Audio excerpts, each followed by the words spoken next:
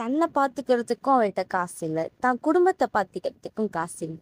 இப்படி ஒரு நிலையில தான் குப்பமா கர்ப்பமா இருக்கா. அவளோட ஆசை என்னவோ ரங்கனை பார்க்கணும் ஒரு வாட்டியாச்சு அப்படின்றது தான். ரங்கனை தேடி போக ஆசைப்படுறா. ஆனா குப்பமா ரங்கனை பார்க்கணும்னு நினைக்கிறது தன்னோட குழந்தை முகத்தை அவங்கிட்ட காட்டணும் அப்படின்றதுக்காக மட்டும்தான்.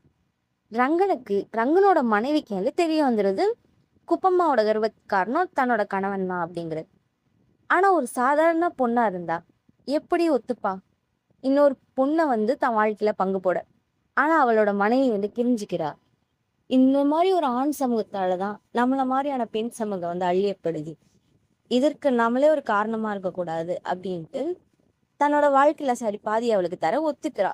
ரங்கனும் குப்பம்மாவை தேடி வரான். குப்பம்மாவுக்கு பிரசவம் ஆயிடுது. அவ இறந்தும் போயிடுறா. ஆனா அந்த ரோட்ல பிச்சை எடுக்கிறவங்க அவளை ஒரு புணமா படுக்க வச்சு தன்னோட பசிய அவங்க போக்கிறதுக்காக இன்னொருத்தங்கிட்ட அவ புணத்தை வச்சு பிச்சை எடுக்கிறாங்க. இதுதான் இந்த படத்தோட கிளைமாக்ஸ். தேங்க்யூ.